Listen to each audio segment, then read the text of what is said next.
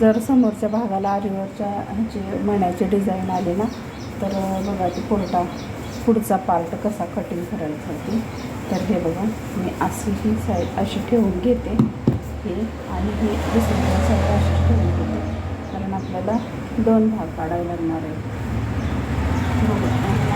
ते बसणार नाही वाटतं एकच काढावं लागणार आहे. तर हे बघा हे अशी ठेवते मी आणि त्याच्यातला हा एक भाग काढून घेते. तर ही बघा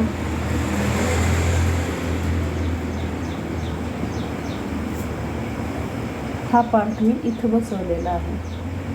हे असा थोडीशी डिझाईन हे का कटिंगमध्ये पुढं निघूनच जाते. तर हे बघा मी असा हा पार्ट ठेवलेला आहे आणि हा दुसरा जी पार्ट आहे ना तर बघू ते जर असा बसत असेल तर आपण बसवून टाकायचं. थोडासा वरती नाही पण ती वरती काठ यायला आहे ब्लाऊजचा.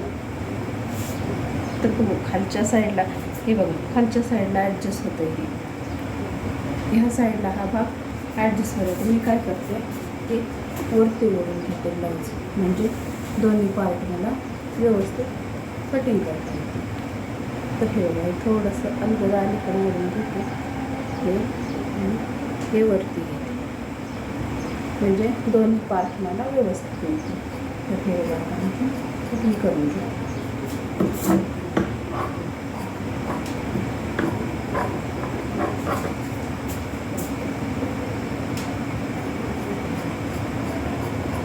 आणि कधीही ब्लाऊज कटिंग करताना अस्तर ॲक्युरेट आपलं असतं ह्याच्यामध्ये मेजरमध्ये आणि हा जवळचा साडीचा वगैरे कपडा जो असतो ना तर कटिंग करताना आपल्याला तो भाग एक्स्ट्रा ठेवायचा. ज्यावेळेस आपण अस्तर जोडतात त्यावेळेसच अस्तरच्या लेवलने तो ब्लाऊज पीस कटिंग करायचा हे लक्षात ठेवायचं.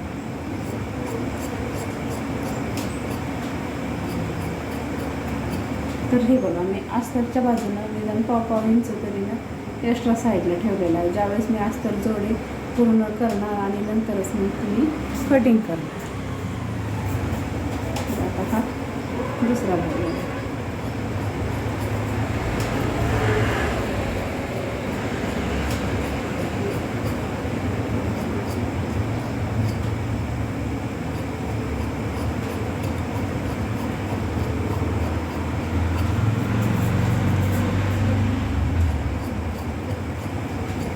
हा बघा वरकच आपण हा दुसरा भाग हा कटिंग करून आपला